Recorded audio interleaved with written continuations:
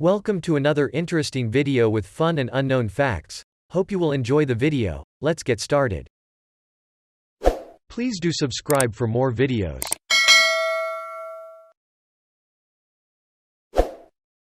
Although humans can't hop into a time machine and go back in time, we do know that clocks on airplanes and satellites travel at a different speed than those on Earth.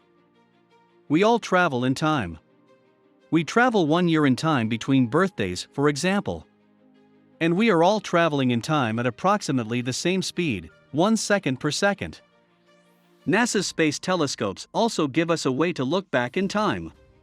Telescopes help us see stars and galaxies that are very far away. It takes a long time for the light from faraway galaxies to reach us. So, when we look into the sky with a telescope, we are seeing what those stars and galaxies looked like a very long time ago. However, when we think of the phrase time travel, we are usually thinking of traveling faster than 1 second per second. That kind of time travel sounds like something you'd only see in movies or science fiction books. Could it be real? Science says yes. More than 100 years ago, a famous scientist named Albert Einstein came up with an idea about how time works. He called it relativity. This theory says that time and space are linked together. Einstein also said our universe has a speed limit. Nothing can travel faster than the speed of light, 186,000 miles per second. Travel to the past is probably impossible. But are there ways to time travel into the future? In 2009, the British physicist Stephen Hawking held a party for time travelers. The twist was he sent out the invites a year later. No guests showed up. Even if it were possible, Hawking and others have argued that you could never travel back before the moment your time machine was built. But travel to the future? That's a different story. Of course, we are all time travelers as we are swept along in the current of time, from past to future, at a rate of 1 hour per hour. But, as with a river, the current flows at different speeds in different places. Science as we know it allows for several methods to take the fast track into the future. Here's a rundown. This is the easiest and most practical way to time travel into the far future: go really fast. According to Einstein's theory of special relativity, when you travel at speeds approaching the speed of light, time slows down for you relative to the outside world. This is not just a conjecture or thought experiment, it's been measured. Using twin atomic clocks, one flown in a jet aircraft, the other stationary on Earth, physicists have shown that a flying clock ticks slower because of its speed. In the case of the aircraft, the effect is minuscule. But if you were in a spaceship traveling at 90% of the speed of light, you'd experience time passing about 2.6 times slower than it was back on Earth. And the closer you get to the speed of light, the more extreme the time travel. The highest speeds achieved through any human technology are probably the protons whizzing around the Large Hadron Collider at 99.9999991% of the speed of light. Using special relativity, we can calculate 1 second for the proton is equivalent to 27,777,778 seconds, or about 11 months for us. Amazingly, particle physicists have to take this time dilation into account when they are dealing with particles that decay. In the lab, muon particles typically decay in 2.2 microseconds. But fast-moving muons, such as those created when cosmic rays strike the upper atmosphere, take 10 times longer to disintegrate. The next method of time travel is also inspired by Einstein. According to his theory of general relativity, the stronger the gravity you feel, the slower time moves. As you get closer to the center of the Earth, for example, the strength of gravity increases. Time runs slower for your feet than your head. Again, this effect has been measured. In 2010, physicists at the U.S. National Institute of Standards and Technology, NIST, placed 2 atomic clocks on shelves, one 33 centimeters above the other, and measured the difference in their rate of ticking. The lower one ticked slower because it feels a slightly stronger gravity.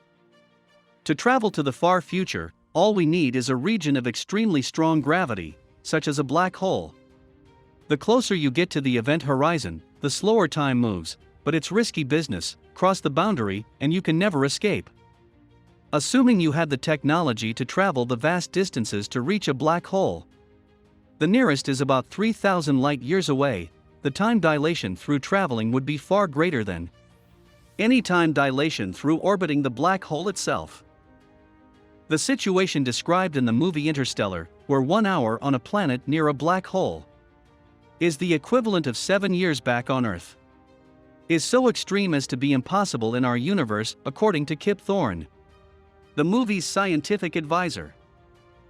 The most mind-blowing thing, perhaps, is that GPS systems have to account for time dilation effects due to both the speed of the satellites and gravity they feel, in order to work. Without these corrections, your phone's GPS capability wouldn't be able to pinpoint your location on Earth to within even a few kilometers.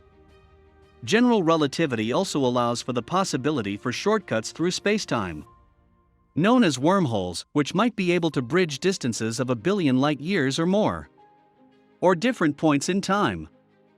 Many physicists, including Stephen Hawking, believe wormholes are constantly popping in and out of existence at the quantum scale, far smaller than atoms. The trick would be to capture one and inflate it to human scales, a feat that would require a huge amount of energy, but which might just be possible in theory. Attempts to prove this either way have failed, ultimately because of the incompatibility between general relativity and quantum mechanics. Another time travel idea, put forward by the American physicist Ron Mallett, is to use a rotating cylinder of light to twist spacetime. Anything dropped inside the swirling cylinder could theoretically be dragged around in space and in time, in a similar way to how a bubble runs around on top your coffee after you swirl it with a spoon. Since publishing his theory in 2000, Mallett has been trying to raise the funds to pay for a proof-of-concept experiment, which involves dropping neutrons through a circular arrangement of spinning lasers. Another way to time travel to the future may be to slow your perception of time by slowing down or stopping your bodily processes and then restarting them later. Bacterial spores can live for millions of years in a state of suspended animation, until the right conditions of temperature, moisture, food kick-start their metabolisms again. Some mammals, such as bears and squirrels, can slow down their metabolism during hibernation, dramatically reducing their cells' requirement for food and oxygen.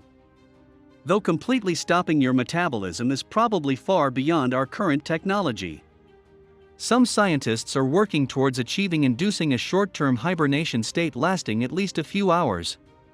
This might be just enough time to get a person through a medical emergency, such as a cardiac arrest, before they can reach the hospital.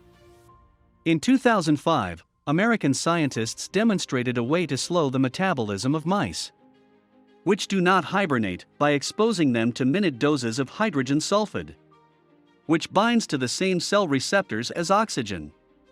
The core body temperature of the mice dropped to 13 degrees Celsius, and metabolism decreased tenfold. Unfortunately, similar experiments on sheep and pigs were not successful, suggesting the method might not work for larger animals. Another method, which induces a hypothermic hibernation by replacing the blood with a cold saline solution, has worked on pigs and is currently undergoing human clinical trials in Pittsburgh. His ideas have not grabbed the rest of the physics community, however, with others arguing that one of the assumptions of his basic model is plagued by a singularity, which is physics speak for it's impossible. Please do subscribe for more videos.